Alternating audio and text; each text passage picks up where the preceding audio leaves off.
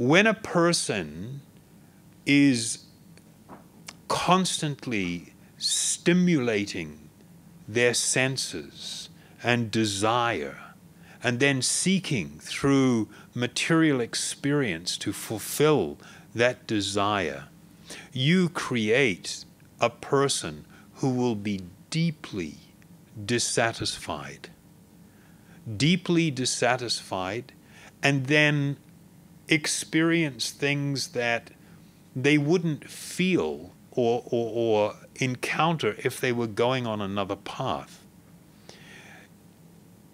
We see, I mean, it is absolutely astonishing what percentage of the population is dependent upon different forms of mood and mind-altering substances to just pretty much get through the day and to have a good time.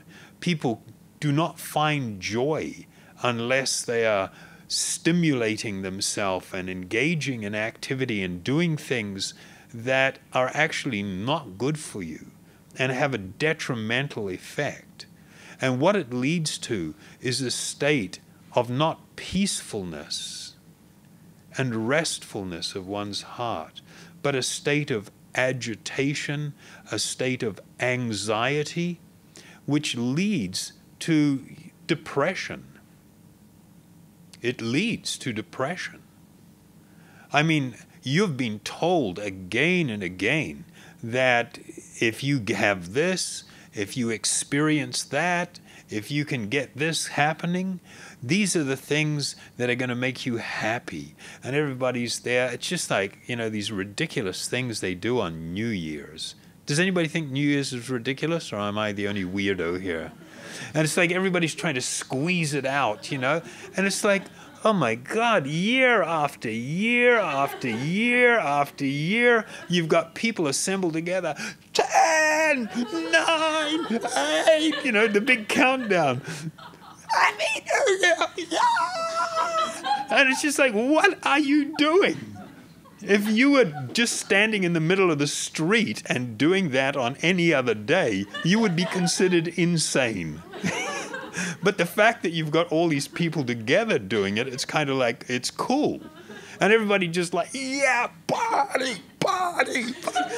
And then they go home, you go home, and you go to your bed all alone, just you. And it's like, you know, and I've been through so many relationships and everything's just like such crap, and it's just like, you know, my God, give me a razor blade. It becomes really depressive.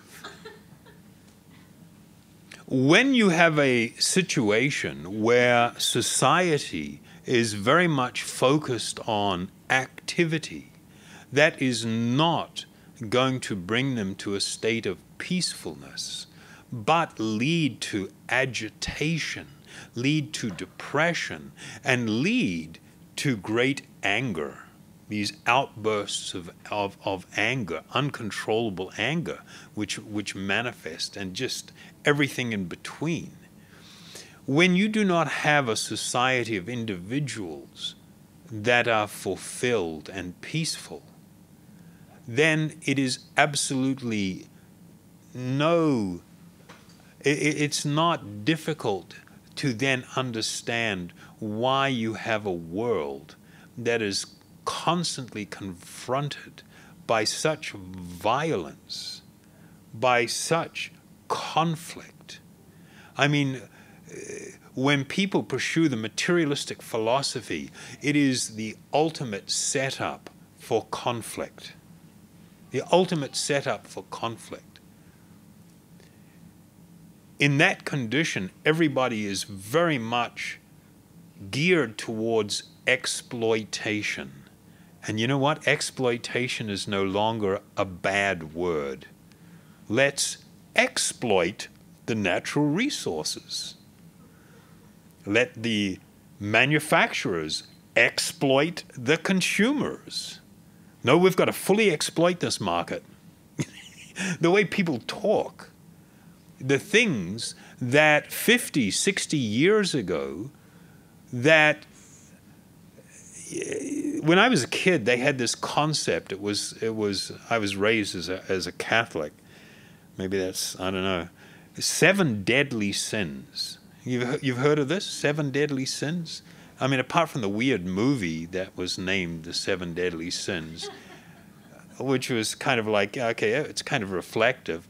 I mean, the things: gluttony, greed, lust, avarice. Avarice is the lust for money. You know, these things were considered like, whoa. They were called deadly because it was understood that the influence is so corrosive and so corrupting that a person may lose themselves entirely. And so the general population, when they encountered someone that lived this way, that was kind of like, ooh, that guy's a weirdo, stay away from him. And now these things have become worshipable by society.